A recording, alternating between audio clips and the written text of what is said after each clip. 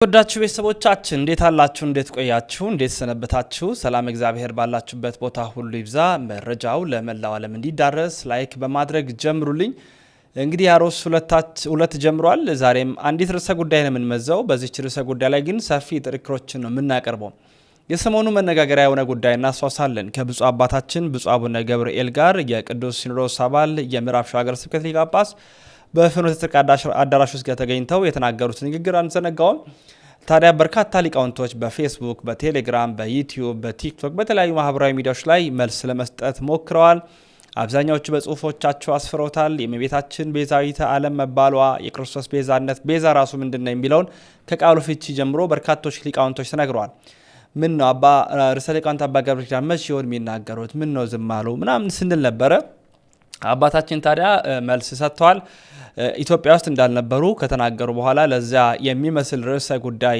አውስተዋል አስፍቶም ተናግረዋል ዛሬ ማሳያችሁ የርዕሰ ሊቃውንት አባ ገብረ ኪዳን ከቤዛነት ጋር የተገናኘ መረጃ ነው ለመሆኑ መጀመሪያ ብፁዕ አባታችን ብፁዕ አቡነ ገብርኤል የተናገሩት ምንድነው የሚሉን ኋላ መለስ ብዬ ላስተዋሳችሁና ከዛ በኋላ ርዕሰ ሊቃውንት አባ ገብረ ኪዳንስ ምን አሉ የሚለውን ነው ማሰማችሁ ስለዚህ የመረጃ ጉልበት እንዲኖረው ላይክ በማድረግ ሐሳብ አስተያየት በመስጠት ሼር በማድረግ ትብብራችሁ በማሳየት ከጎናችን ሁኑ ያልኩኝ ወደ መረጃችን አመራለሁ ፍጡር ቤዛ መሆን አይችልም ይግባችሁ ቤዛ ማለት ስለሌላ ተላልፎ መሰጠት ማለት ነው ነይ እምዬ ማርያም ቤዛ ነሽ አሉ ለዓለም እመቤታችን ቤዛ አይደላችም ቤዛ ልጇ ነው አትደንግጡ ቤዛ ልጇ ነው ነይ ቤዛ ነሽ አሉ ለዓለም ተብሎ አይሰበክም ቤዛ ተቀዳሚ ተከታይ የሌለው አንድ የእግዚአብሔር ልጅ ብቻ ነው መጽሐፍ ቅዱስ አውጡ ዕብራውያን ምዕራፍ 9 ቁጥር 11 ላይ ምዕራፍ 9 ቁጥር 11 ላይ ምን ይላል ነገር ግን ክርስቶስ መጣ ዘንድ ላለው መልካም ነገር ሊቀ ካህናት ሆኖ በምትበልጠውና በምትሻለው በእጆችም ባልተሰራች ማለት ለዚህ ፍጥረት ባልሆነች ድንኳን ፈጽሞ ወደ ቅድስ በገዛ ደሙ የዘላለም ቤዛነትን አግኝቶ በገዛ ደሙ ገባ እንጂ በፍየሎችና በኮርማዎች አይደለም በፍየሎች በኮርማዎች አይደለም ሚካኤል ቤዛ መሆን አይችልም ገብርኤል ቤዛ አልሆነም አብርሃም ቤዛ አልሆነም የትኛውን ፍጡር ቤዛ አልሆነም ለዘላለሙ ልጇ ነው ቤዛ የእመቤታችን የቅድስት ድንግል ማርያም ልጇ የዓለም ቤዛ የዓለም መድኃኒት ለዓለም የተከፈለ ዕዳ በቀራንዮ ላይ የሞትና የኃጢአት መድኃኒት ሆኖ ለኛ የተሰጠ ልብ በሉ ስለዚህ የዘላለም ቤዛነትን አግኝቶ አንድ ጊዜ ፈጽሞ ነው የሚለው ስንት ጊዜ ይላል አንድ ጊዜ ፈጽሞ በገዛ ደሙ ገባ እንጂ በፍየሎችና በኮርማዎች አይደለም አንድ ጊዜ ፈጽሞ በዛሬው ዕለት በዕለተ ዓርብ የከፈለው ቤዛነት ለዘላለሙ ሲያድንና ሲምር ይኖራል እኔ አሁን እመቤታችን ቤዛ ትባላለች አትባልም የሚለውን መልስ ከመመለሴ በፊት እንዲህ ያለ ጥያቄ ሲመጣባችሁ ምንድነው ማድረግ ያለባችሁ ቅድም የነገርኳችሁ ምንድነው ማድረግ ያለባችሁ ስለዚህ ጉዳይ የትናንትና አባቶቻችን ምን ብለዋል ቅዱስ ያሬድ ምንድነው ያለው አባ ጊዮርጊስ ምንድነው ያለው ቅዱስ ጎርጎርዮስ ዘንዚናዙ ምንድነው ያለው ህሊናዋን በመጠበቋ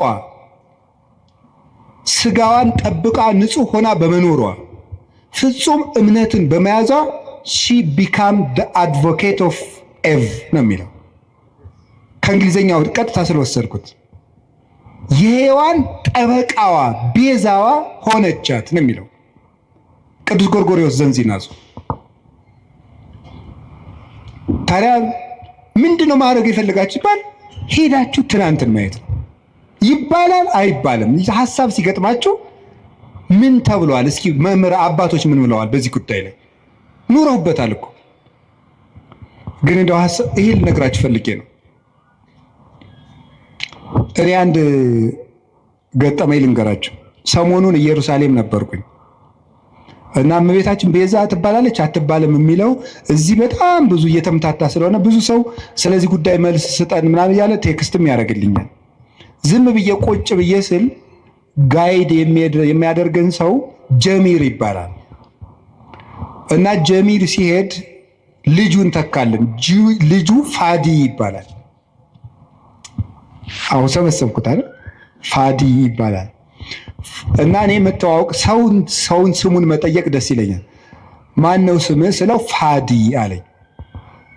አረብኛ ነው። ፋዲ ማለት ምን ማለት ነው ስለው ቤዛ ማለት ነው አለኝ። እኔ በጣም ነው የገረመኝ። እና ፋዲ እንኳን ቤዛ ተብሏል። እኔ እውነቴን እኮ ነው የምነግራችሁ ማለት ነው። እንደው ፋዲ በአቅሙ ቤዛ እየተባለ እመቤታችንም እንዴ! እና እኔ በጣም በየቀኑ ፋዲን ባገኘሁት ቁጥር በጣም ሲገርምና አብራራልኝ አልኩት። የምሬን ነው የምነግራችሁ፣ ውሸቴን አይደለም። 2-3 መምህራን ጋር ፋዲን አስታውቀዋለሁ ከነ ትርጉሙ በእንግሊዘኛ እንዲተረጉምልን እያደረግኩ እና ፋዲ ምን ማለት ነው ግን ቤዛ ስለው ራስን እንደ ክርስቶስ ለሌላው አሳልፎ መስጠት ማለት ነው። ቤዛ ማለት እንደዚህ ያለ ማን ነው? ፋዲ በሉ እንጂ እንደዚህ ብሎ ራሱ የነገረኝ ማን እንደሆነ ታውቃላችሁ? ፋዲ ነው። እና በጣም ገርሞኝ እግዚአብሔር እንዴት ነው የሚያስተምረው? በጣም ነው የገረመኝ። ስለዚህ ጉዳይ ዝም ማለት ነበር የፈለግኩኝ። አንደኛ ማንም ሰው ትልቅ ሰው የሚሆን ትንሽ ሰው ይስታል፣ ወደ መንገዱ እንዲመጥ ገማረው እንጂ እልክ ይዞት እንዲጠፋ እኔ አልፈልግም። እግዚአብሔር በሚያውቀው ዝም ማለት ፈልጌ ሳለ ፋዲ እንደዚህ አለኝ። እናም ከዛ እኔ ለዚህ የስሙ ትርጓሜ ዮሐንስ ወንጌልን ነገርኩት። አልቦ ፍቅር ዘይአቢ እምዝ ፍቅር ከመብሲ ዘይሜጡ ቤዛ ነፍሰ ቢጹ ራሱን ለባልንጀራው አሳልፎ ከሚሰጥ በቀር ከዚህ የሚበልጥ ፍቅር የለም አለ። ራሱን ለባልንጀራው አሳልፎ የሚሰጥ ከዚህ የሚበልጥ ፍቅር የለም። ይህንን በእንግሊዘኛ ስልኬ ላይ መጽሐፍ ቅዱስ አውጥቼ አስነበብኩት። ፋዲም ፎቶ አንስቶ አረብኛ መጽሐፍ ቅዱስ ላይ አነበዋለሁ ብሎ ሄደ እላቸዋለሁ። እና በጣም ብዙ ሊቃውንት ትምህርት ሲሰጡበት ስለከረሙ እመቤታችን ቤዛችን ናት። ቤዛችንም የሆነችው ምን በማድረግ እንደሆነ 1-3 ሐሳብ ብቻ ልንገራችሁ። በጣም የሚያስደንቁ ጉዳዮች። ቤዛ ማለት ምን ማለት ነው? ምትክ፣ ለውጥ። መጽሐፌን አንብቡት። ማስታወቂያ እየሰራው ሊሆንብኝ ብሎ ነው እንጂ እኔ አሐቲ ድንግል የምትባለው መጽሐፌ ላይ አንድ ምዕራፍ 6 ላይ ቤዛዊት ዓለም ብዬ ጽፌያለሁ። ማንበብ የእናንተ ድርሻ ነው አይደለ? ጉዳዩ ከመነሳቱ በፊት ይሄ ጉዳይ እኔ ወደዚህ ጉዳይ አልመጣሁም። ቀድሜ ግን ሐሳቡን ጽፌያለሁ በዚህ ጉዳይ ላይ እና ቤዛ ምትክ፣ ለውጥ፣ ጥብቅና፣ ጠበቃ መሆን፣ መዋጀት፣ አዳኝነት፣ መታደግ እንደማለት ነው። ለጌዛ ቤዛ ሲባል የራሱ ትርጉም አለው። ብዙ ሊቃውንት ብዙ ስላሉበት እዚህ ጉዳይ ብዙ ማለት አልፈልግም። እመቤታችን ቤዛ ስንላት ከጌታ ጋር አስተካክለን ሳይሆን ለውጥ ማለት ነው። ምንድነው ለውጥ? ከመጀመሪያይቱ ሴት የጎደሉ ነገሮች ነበሩ። ያንን በዚያችኛይቱ ሴት ምትክ ይዛ በመገኘት ነው ቤዛ የሆነችው። የሔዋን ለውጥ በመሆን የመጀመሪያው እናታችን ሔዋን እምነት ጎድሏት ነበር። ምንድን ያልኳችሁ ንገሩኝ እንጂ እምነት ይጎላት ነበር። ምንድነው እምነቱ? ለመበላይክሙ እንትኮ በለሰ ሞተ ትመውቱ፣ ይህንን ዕፀ በለስ ስትበሉ ትሞታላችሁ። ማነው እንደዚህ ያለው? እግዚአብሔር። ሰይጣን መጣና ይህንን በለስ ስትበሉ ምን ትሆናላችሁ? አምላክ ትሆናላችሁ። አሁን ሔዋን ይህንን ስታምን የእግዚአብሔርን ቃል ካደች ማለት ነው። ስለዚህ እናታችን ሔዋን ምን ጎደላት? እምነት ጎደላት። እግዚአብሔርን ተጠራጠረችው። አይ ሊሆን አይችልም ብላ ዲያብሎስን አመነች፣ እግዚአብሔርን ካደችው። በተግባር ካደች ማለት የእግዚአብሔርን ቃል ተጠራጠረች። እግዚአብሔር ዓይናችሁ እንዳይገለጥ ስለፈለገ ነው እንጂ እውር እንድትሆኑ ፈልጎ እውር ናችሁ እንድትቀሩ ፈልጎ ነው እንጂ ስለምትሞቱ አይደለም ብሎ ዲያብሎስ ሲነግራት አሃ ነው ብላ የእግዚአብሔርን ሐሳብ ተጠራጥራ የዲያብሎስን ተቀበለች።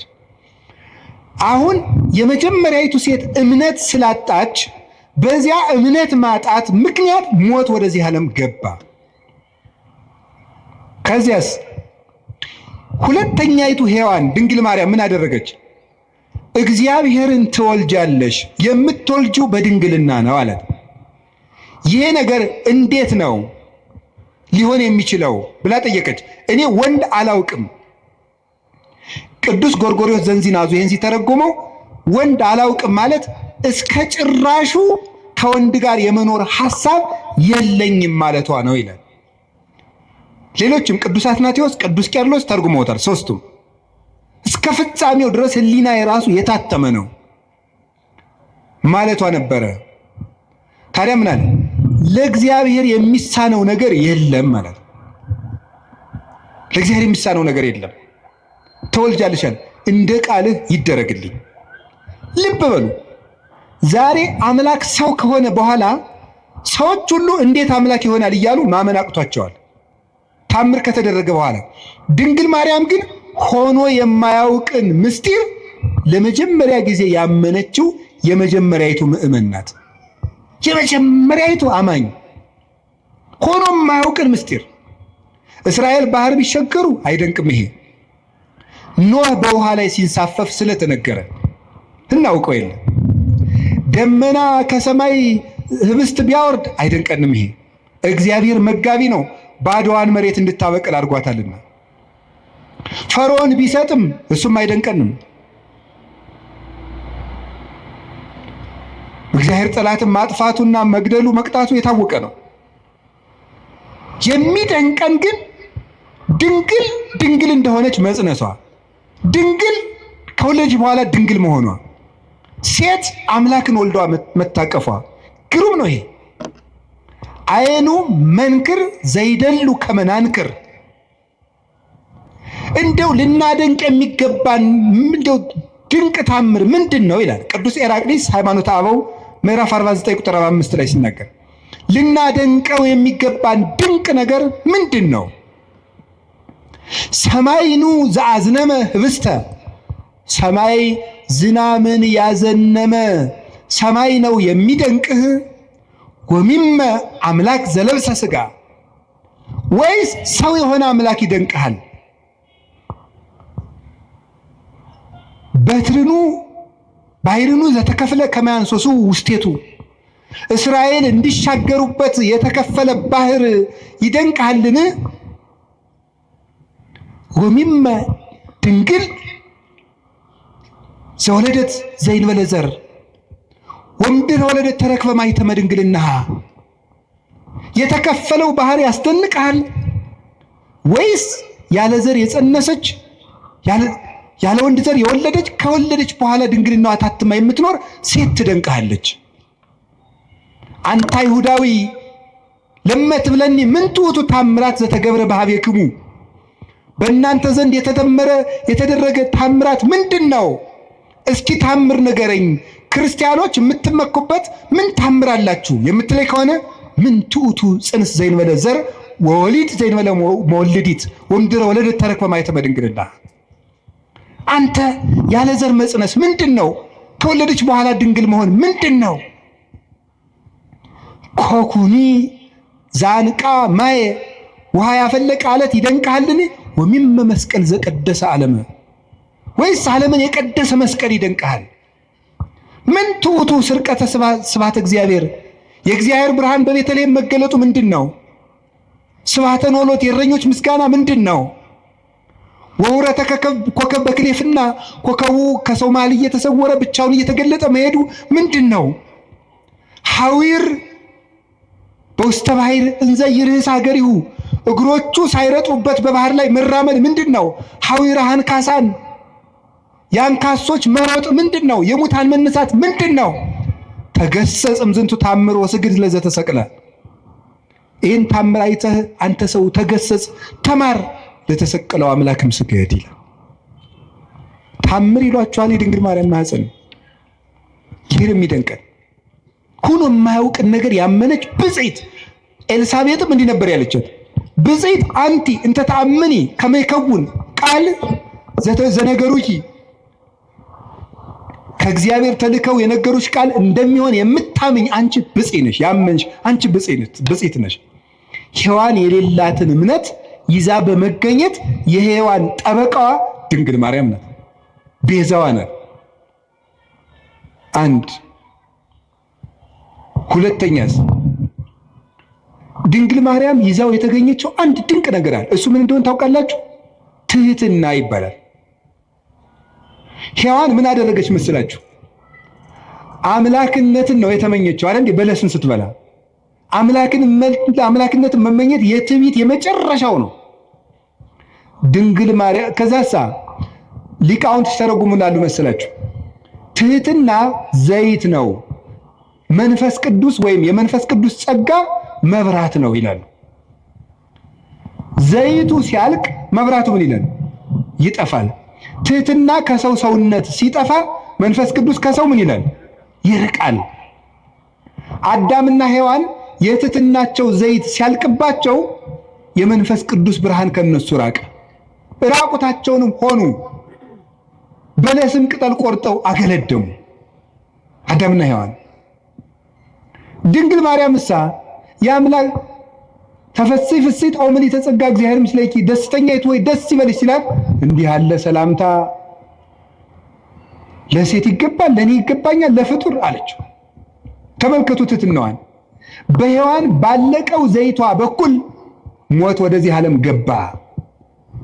ትሕትናን በተሞላችው እውነተኛይቱ የሕይወታችን ማሰሮ በድንግል ማርያም በኩል መንፈስ ቅዱስ መጣ። ዘይቱ ካለ መብራቱ እንደሚኖር ትሕትና ካለበት መንፈስ ቅዱስ ይኖራል እና ይሄ እንዴት ያለ ሰላምታ ነው ባለች ጊዜ ጸጋን የተመላሽ ሆይ ያሰኘት ይሄ ነው። ሙሉ ናት እመቤታችን። ትሕትና የጎደላትን የእናቷን ትሕትና ይዛ በመገኘት የሔዋን ቤዛዋ ናት። በትሕትናዋ ትሕትና አያችሁ ዘመዶቼ፣ በእምነት ማጣት ሞት በሔዋን ጆሮ ገባ። በድንግል ማርያም እምነት ሕይወት ቃል በሷ ወደ እሷ ማኅፀን ገባ። በሔዋን እምነት ትሕትና ማጣት ሞት ወደኛ ገባ። በድንግል ማርያም ትሕትና ሕይወታችን ክርስቶስ ከሷ እንዲወለድ ሆነ። የትሕትናዋ በር ነው አምላክ ልጇ ይሆን ዘንድ ወደ እሷ እንዲወርድ ያደረገው። ትሕትና የቅድስና ሁሉ መሰረት ነውና ከቃሉ ጋር ናችሁ። ንጽሕናዋስ ብትሉ ንጽሕናዋስ ምን ይላል መሰላችሁ? ድንግል ማርያም ምንድን ነው የምትባለው? የእግዚአብሔር ምንድን ነው የምትባለው? በሉ እንጂ ከተማ በሉ እንጂ የእግዚአብሔር ምን መዝሙር 86 ስላለ ይሄንን ለቅዱስ ኤፍሬም ለቅዱስ ያሬድ የእግዚአብሔር ከተማ አምልተው እና አባ ጊዮርጊስ አምልተው አስፍተው ተርጉመውታል። የእግዚአብሔር ከተማ ማለት ምን ማለት ነው? በነገራችሁ ላይ አንድ እንደኔ ያለ ሰው ዝም ብሎ ደርሶ የእግዚአብሔር ከተማ አይባልም። ትንሽ ያላት እንቅልፍ የላት እንደሚባለው አንደኛ ቆሮንቶስ ምዕራፍ 3 ቁጥር 16 ላይ እናንተ የመንፈስ ቅዱስ መቅደስ ናችሁ ይላል ብሎ ሊጠቅስ ነው። አንዱ ሮጦ እንደዚህ ነው የሚለው። በነገራችሁ ላይ መናፍቃን እኛ አንድ ጥቅስ ስንጠቅስ ያኛውን የማናውቀው ነው የሚመስላቸው። የጅል ነገር እናውቀዋለን፣ ጠፍቶን አይደለም። ያኛው ይሄኛው በንስሐ ነው። የእግዚአብሔር ከተማ የተባለችው ምን ማለት ከእግዚአብሔር ውጭ ወደ እሷ ምንም ነገር ገብቶባት የማያውቅ ማለት ነው። የሚያስደንቅ እኮ ነው። ይሄ በድንግልና መጽነሷን ብቻ አይደለም፣ ሕሊናዋ ውስጥ ራሱ ከእግዚአብሔር ውጭ ምንም ሐሳብ ገብቶባት የማያውቅ። አይገርማችሁ? አይገርማችሁ? ሐሳቡ የታጠረለት ፍጡር የት ይገኛል? እስቲ የፈለገ ገሊት ድንግል ናት፣ ገሌ ድንግል ነው ይባላል። በሐሳቡና በሐሳቧ ግን ስንቱን ነውታል። በሐሳባችን ስንቱን በድለናል። ድንግል ማርያም ግን ሐሳቧ የታጠረ ቅዱስ አትናቴዎስ የገለጣት መንበር የምትገልጠው እሷን ነው። መኑ ውእቱ ዘከማከ ዘከለለ መንበሮ በእሳት፣ አቤቱ መንበሩን በእሳት ያጠረ እንዳንተ ያለው ማን ነው? መንፈስ ቅዱስ የጋረዳት ናትና ፍጹም ንጽሕት እርግማን የሌለባት መርገም ያልወደቀባት ምልአተ ኃጢአት ያላገኛት ቃሏ ቅዱስ ቅዱስ ድንግል ሐሳቧ ድንግል ሥጋዋ ድንግል ልቡናዋ ድንግል የሆነች እመቤታችን ናት። ለዚህ ነው በስድስተኛው ወር ገብርኤል መልአክ ወደ ምን ድንግል ሄደ ነው የሚለው። በል እንጂ ለእግዚአብሔር ወደ ታጨች ወደ ምን ነው የሚለው? ወደ አንዲት ድንግል። ለምንድን ነው አንድ ድንግል የሚላት? እንደሷ ያለ ድንግልና ያለው ማንም የለም። ሥጋው ድንግል ቢሆን አፉ አይደለም፣ አፉ ድንግል ቢሆን ሐሳቡ ድንግል አይደለም። ሁሉ የተሟላላት እመቤታችን ናት። እግዚአብሔር ደግሞ በንጹህ ነው የሚያድረው። ንጹህ ስለሆነች እመቤታችን አደረት። አቀባ ጰራቅሊጦስም ከርሰ እማ መንፈስ ቅዱስ ከእናቷ ማኅፀን ጀምሮ ጠበቃት። ወኢረኩሰት በምንትኒ እምዘፈጠራ ከፍጥራትም ጀምሮ ምንም በምን አላደፈችም። እንዴት ሆና ነው ከሰው ተገንታ የሰው እርግማን ያላረፈባት? ከመ እምጽቡር ጽሩየ ገብራ ጭቃ ወርቅ ከጭቃ ሲገኝ ጭቃው እንደሌለበት ሁሉ ከተረገመው ከአዳም ልጅ ባህሪ ስትወለድ እርግማን ያላገኛት ንጽሕት ዘር ጽጌ ሃይማኖት ዘጸገየት በማእከለ አስዋክ ይላታል ቅዱስ ያሬድ። በእሾህ መካከል አብባ የተገኘች የሃይማኖት አበባ።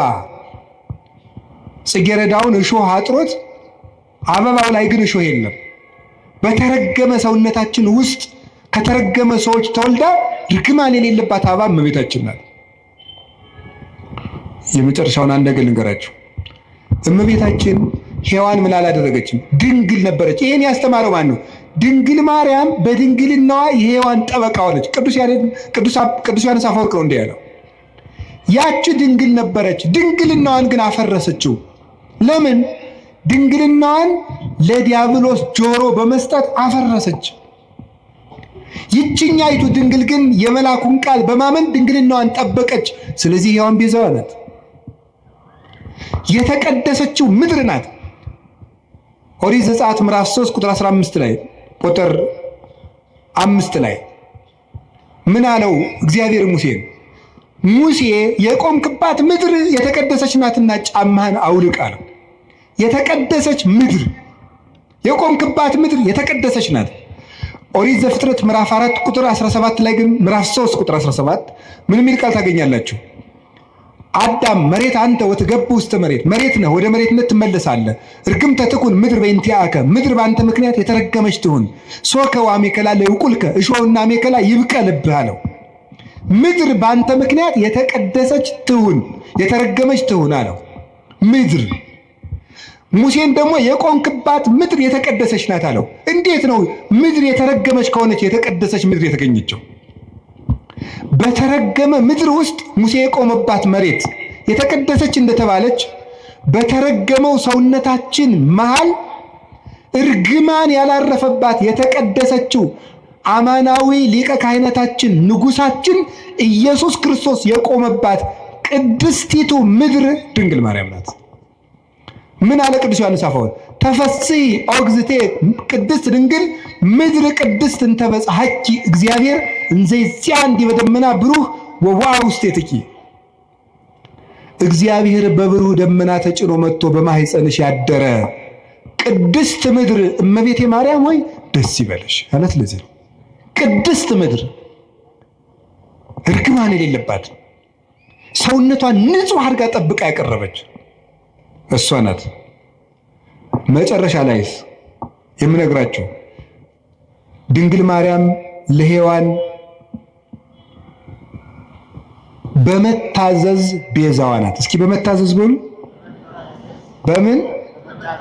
በመታዘዝ ሔዋንን አትብይ ወይም አዳምን አትብላ። ይሄ ምንድን ነው? ትእዛዝ በሉ እንጂ አፍርሰው ምን አሉ? በሉ። ባለመታዘዛቸው ምን መጣ?